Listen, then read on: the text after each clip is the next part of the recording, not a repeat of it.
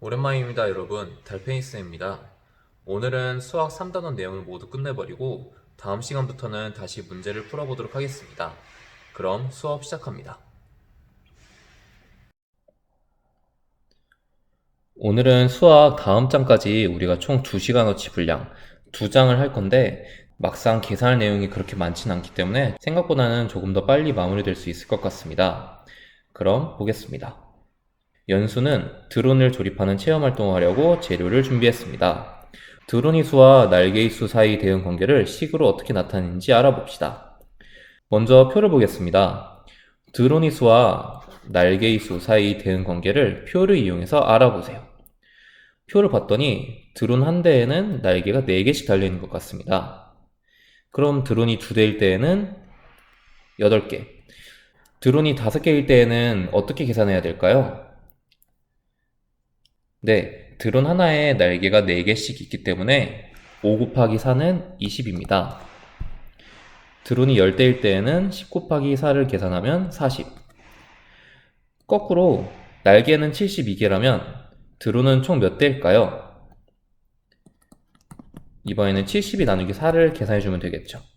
7에는 4가 한 번, 4, 1은 4, 30, 2가 내려와서 32. 32에는 4가 8번 들어가죠. 4, 8에 32, 나머지 없이 나눠 떨어집니다. 드론은 18대겠네요. 그리고 드론이 50대라면 50 곱하기 4를 해서 200일 것입니다. 수학 책에는 이걸 조금 더 자세하게 설명을 했지만 선생님은 좀 더 짧게 그리고 간단하게 이야기하면서 넘어가도록 하겠습니다. 드론이 수와 날개의 수 사이 대응 관계를 식으로 나타내려고 합니다. 알맞은 카드를 골라 나열해 보세요. 카드를 골라서 나열해 보라고 되어 있는데 우리 그냥 직접 쓰겠습니다.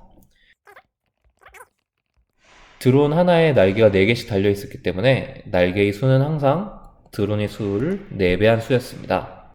그리고 이런 식으로 식을 나타낼 때 한글이 섞여 있으면 한글에는 이렇게 괄호를 표시해 줍니다. 그래서 지금 우리가 이야기했던 드론의 수와 날개의 수 사이의 대응 관계를 식으로 나타내면 드론의 수 곱하기 4가 날개의 수라는 것을 알 수 있습니다. 이어서 오른쪽으로 가보면 두 양 사이의 대응 관계를 식으로 간단하게 나타낼 때에는 그 양을 우리가 한글로 나타낼 수도 있고 또는 지금처럼 기호를 나타내서 이용할 수도 있습니다. 그렇다면 드론의 수를 동그라미, 날개의 수를 별표라고 했을 때 두 양 사이의 대응 관계를 식으로 나타내어 보면 아까 우리가 드론의 수 곱하기 4배가 날개의 수라고 했었죠. 드론의 수 곱하기 4, 드론의 수를 4배한 게 날개의 수라고 했었습니다. 이런 식으로 식으로 나타낼 수 있을 것 같습니다. 이어서 2번입니다. 연수가 만든 드론은 1초에 6m를 비행합니다. 이 드론이 비행 시간과 몇 초를 비행했는지 그리고 비행거리 사이의 대응 관계를 식으로 나타내고 그 식의 의미를 생각해 봅시다. 이번에는 드론이 비행하는 시간을 세모 그리고 비행한 거리를 네모 이렇게 나타냈다고 합니다. 두 양 사이의 대응 관계를 식으로 나타내어 보세요. 1초에 6m를 날아간다고 했습니다. 그럼 2초에는 6 곱하기 2, 3초에는 6 곱하기 3 이런 식으로 드론이 비행하는 시간의 6배만큼의 거리를 날아가기 때문에 식으로 나타내면 세모 곱하기 6은 네모로 나타낼 수 있을 것 같습니다. 그렇다면 밑에 동그라미입니다. 의식에 대한 친구들의 생각입니다. 친구들이 생각이 옳은지 판단하고 그 이유를 말해보세요. 옳은 의견에는 동그라미, 그렇지 않은 의견에는 X를 치겠습니다. 연수, 네모는 세모와 관계없이 변할 수 있어. 네모는 항상 세모의 6배만큼입니다. 그러니까 연수의 말은 오류가 있습니다. 슬기, 드론이 비행하는 시간을 동그라미, 비행하는 거리를 별표로 바꿔서 나타낼 수도 있어. 이건 얼마든지 가능하죠? 마지막으로 지혜, 세모는 분수나 소수도 될 수 있어. 가능합니다. 비행하는 시간을 1초가 아니라 0.5초를 날 수도 있고 또는 2분의 1초 또는 5.5초를 날 수도 있겠죠. 그런 경우에는 소수의 곱셈 또는 분수의 곱셈을 이용해서 계산해야 될 것 같습니다. 물론 그런 계산은 우리가 나중에 배울 거기 때문에 지금은 여러분이 몰라도 아무 상관이 없습니다. 그럼 교과서 다음 장으로 넘어가겠습니다. 생활 속에서 대응관계를 찾아 식으로 나타내어 볼까요? 1번입니다. 주변에서 볼 수 있는 대응관계를 찾아봅시다. 여기서는 지금 빈칸 3군데를 채우라고 되어 있는데 실제 학교에서의 수업이라면 여러분이 빈칸을 채우고 선생님과 함께 이야기를 나눠볼 수 있겠지만 지금은 그렇게 할 수가 없기 때문에 빈칸 2가지만 선생님과 함께 채워보도록 하겠습니다. 우리 주변에서 찾을 수 있는 대응관계 중 선생님이 가장 먼저 떠오르는 것은 자동차입니다. 여러분이 직접 운전을 하진 않겠지만 여러분 부모님, 아버님이나 어머님께서 운전하시는 모습을 봤었을 겁니다. 그리고 특히나 고속도로에서는 더 빠르게 달리셨을 거예요. 그래서 시속 100km라는 말이 있었는데 시속 100km는 1시간에 거리 100km를 간다는 뜻입니다. 그래서 선생님은 서로 대응하는 두 양의 운전한 시간 그리고 이동 거리라고 하겠습니다. 만약에 시속 100km로 달렸다고 한다면 1시간에 100km, 2시간이라면 200km 이런 식으로 운전한 시간의 100배만큼씩 이동을 했겠죠. 그리고 이런 계산을 할 때 중요한 것이 단위입니다. 운전한 시간의 단위는 시간일 것이고 이동한 거리는 시속 100km라고 했기 때문에 킬로미터가 되겠죠. 여러분이 만약에 이렇게 단위도 써줄 수 있다면 좋습니다. 단위는 한글 옆에 괄호를 해서 작게 써주면 됩니다. 그리고 또 서로 대응하는 두 양에서 선생님은 어떤 게 떠올랐냐면 저번에 선생님이 한번 이야기한 적이 있었던 것 같은데 색연필 그리고 색연필 세트의 수입니다. 선생님 교실에 있는 색연필 한 세트에는 색연필이 총 12자루가 들어있다고 했었습니다. 그럼 이 두 가지 대응 관계를 찾아보면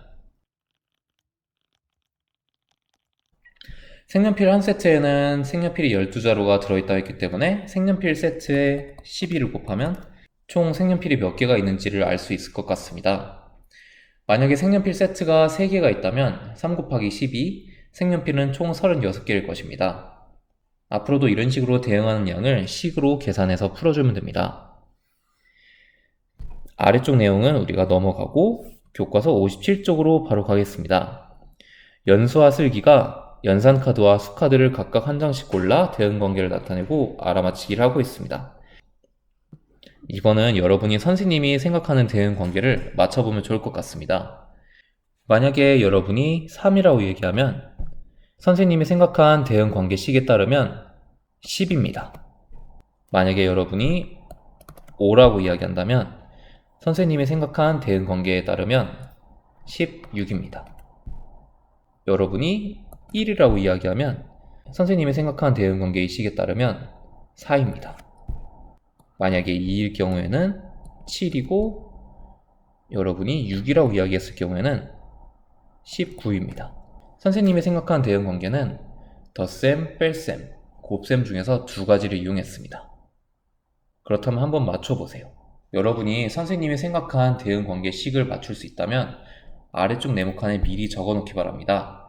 영상을 잠시 멈춰놓고 숫자들을 보면서 그 식을 맞춰봅시다. 자, 그럼 정답을 공개하겠습니다. 만약에 여러분이 말한 수를 기호로 동그라미, 그리고 선생님이 답한 수를 기호로 네모라고 한다면 지금 이 기호는 바뀔 수 있습니다. 두 양 사이 대응관계를 식으로 나타내면 여러분이 말한 수 곱하기 3 그리고 여기에 1을 더한 수가 선생님이 생각한 대응관계입니다. 실제로 확인해 보겠습니다. 3을 이야기했을 때 10이라고 했었는데 3 곱하기 3은 9, 9 더하기 1은 10 그리고 5를 얘기했을 때는 16이었죠. 5, 3, 15, 15 더하기 1은 16. 맞춘 친구도 있을 거고 맞추지 못한 친구도 있을 텐데 아쉬운 점은 우리가 수학 이김책을 풀면서 보완을 해보겠습니다. 문제를 바로 풀어보도록 하겠습니다. 1번부터 3번까지 형과 동생이 저금통에 저금을 하려고 합니다.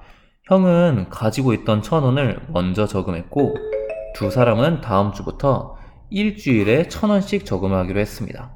물음에 답하세요. 먼저 1번 문제 표를 채워보면서 두 양 사이 대응 관계를 알아보겠습니다. 형이 모은 돈과 동생이 모은 돈 사이 대응 관계를 표를 이용하여 알아보세요. 가장 처음에 형이 1,000원을 넣고 시작했고 동생은 처음엔 넣지 않았었습니다. 일주일 후부터는 동생과 형이 1,000원씩 추가를 하기 시작했죠. 동생도 형을 따라서 1,000원씩 더 추가를 하게 됐습니다. 그럼 2번.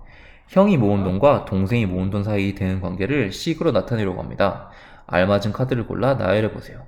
선생님은 교과서에 왜 카드를 골라 나열하라고 되어 있는지 모르겠는데 이거 우리가 그냥 직접 써주면 됩니다.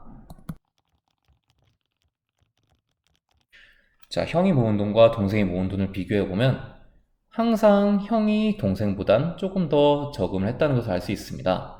얼마만큼을 더 저금한 상태이죠? 가장 처음에 형이 1,000원을 먼저 저금을 했기 때문에 동생과 형이 매주 1,000원씩 똑같이 저금을 하지만 제일 처음에 형이 저금했던 1,000원만큼씩이 더 많습니다. 그래서 두 양 사이 관계를 나타내면 이렇게 나타낼 수 있을 것 같습니다. 그래서 3번. 형이 모은 돈과 동생이 모은 돈 사이 되는 관계를 이번에는 기호를 이용해서 나타내겠습니다.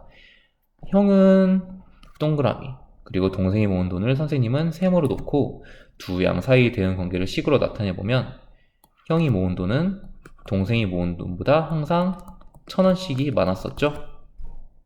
이렇게 나타낼 수 있을 것 같습니다. 동그라미나 세모 대신 다른 기호를 사용해도 얼마든지 괜찮습니다. 다음 4번과 5번입니다. 한 모둠에 4명씩 앉아 있습니다. 모둠이 수를 동그라미, 학생의 수를 세모라고 할 때 물음에 답하세요. 4번 모둠이 수와 동그라미였죠? 그리고 학생의 수.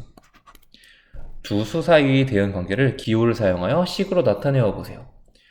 모둠이 수와 학생의 수 사이에는 한 모둠에 4명씩이었기 때문에 모둠이 수 곱하기 4는 학생의 수였습니다. 5번 이 식에 대한 친구들의 생각입니다.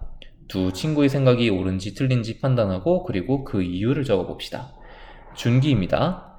모둠이 수와 학생의 수 사이 대응 관계는 동그라미 곱하기 4는 세모로 나타낼 수 있고 일단 우리가 세웠던 식이랑 완벽하게 똑같네요. 거꾸로 세모 나누기 4는 동그라미로 나타낼 수도 있어. 이건 어떤가요, 여러분? 가능하죠, 여러분? 이유는 곱셈과 나눗셈을 바꿔서 표현할 수도 있기 때문입니다.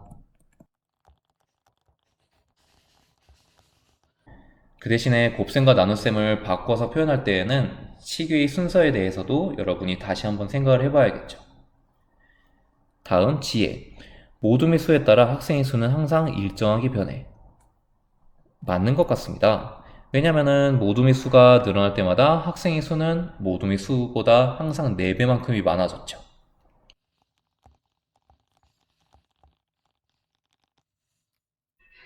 이어서 다음 장 38쪽으로 가겠습니다. 주변에서 대응관계를 찾아 식으로 나타내어 보세요. 주변에서 대응관계를 찾으라고 되어 있는데 교과서에 나와 있는 것들을 채워보면 될 것 같습니다. 그림에서 대응관계를 찾아보세요. 서로 대응하는 두 양을 찾아보면 선생님은 책꽂이 수와 책의 수를 비교하겠습니다.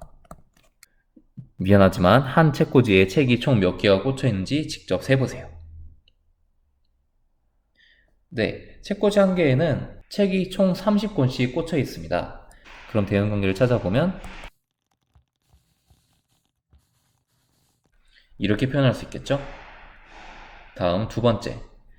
이번에는 책꽂이 칸의 수와 어떤 양을 비교해서 책꽂이 칸의 수를 10배한 만큼 책이 있다고 되어 있습니다. 그럼 한 곳에는 책이 수가 되겠네요. 그리고 마지막. 선생님은 탁자의 수와 의자의 개수를 비교해 보겠습니다. 탁자 하나에는 의자가 총 몇 개씩 있죠? 네, 탁자 하나마다 의자가 4개씩 있기 때문에 대응 관계를 이렇게 써줄 수 있을 것 같습니다.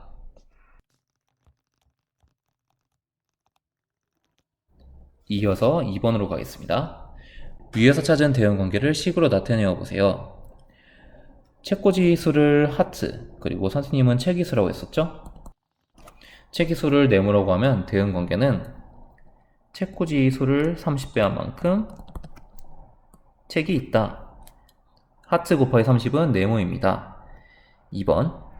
이번에도 책의 수를 네모, 책꽂이칸의 수를 동그라미 2개라고 하면 대응 관계는 책꽂이칸의 수를 10배 한 만큼 책이 있다. 식을 이렇게 표현하면 됩니다. 마지막 3번. 의자의 수를 선생님은 별표, 그리고 탁자의 수는 세모로 넣겠습니다. 이렇게 했을 때 대응 관계는 탁자의 수를 4배 한 만큼 의자가 있었다. 이렇게 나타낼 수 있을 것 같습니다. 오늘이 마지막 페이지 보겠습니다. 3번. 왼쪽의 그림에서 탁자마다 의자가 한 개씩 더 있을 때 탁자의 수와 의자의 수 사이 대응 관계를 식으로 나타내고 그 이유를 설명해 보세요. 원래는 탁자 하나에 의자가 4개씩 붙어 있었죠. 의자가 하나씩 더 있다고 했기 때문에 이번에는 5배를 해주면 될 것 같습니다. 선생님은 기호 대신에 직접 한글로 쓰겠습니다. 이유는 최대한 간단하게 써주면 됩니다. 탁자마다 의자가 5개씩 있기 때문이죠. 4번 문제입니다. 지혜는 친구들과 칠판에 미술 작품을 자석으로 붙였습니다. 사용한 자석의 수 그리고 미술 작품의 수 사이 대응 관계를 표를 이용하여 알아보고 이번에도 식으로 나타내어 보세요. 보겠습니다. 빈칸은 나머지 부분들을 보면서 규칙을 찾아서 채워보겠습니다. 미술 작품은 9개일 때 자석이 10개, 미술 작품이 6개일 때는 자석은 7개, 미술 작품이 5개일 땐 6개.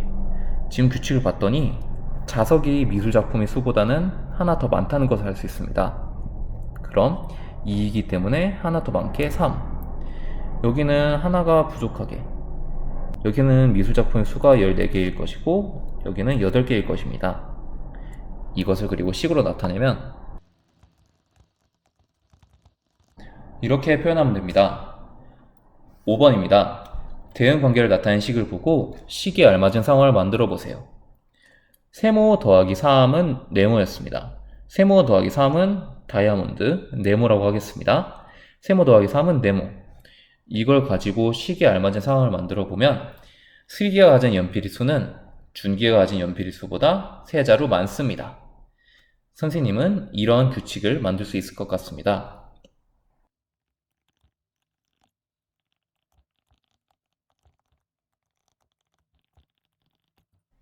선생님의 식을 그대로 써도 되지만 여러분이 생각한 대응 관계가 있다면 그 대응 관계를 그대로 써주면 됩니다. 마지막 6번. 주변에서 서로 대응한 두 양을 찾아 각각 기호로 나타내고 대응 관계를 식으로 나타내어 보세요. 이거는 여러분이 직접 찾아보고 뒤쪽 수화 익힘책을 보면서 정답일지 아닐지 체크해주면 될 것 같습니다. 오늘 수업도 수고했습니다, 여러분. 선생님은 다음 시간에 문제풀이와 함께 돌아오겠습니다.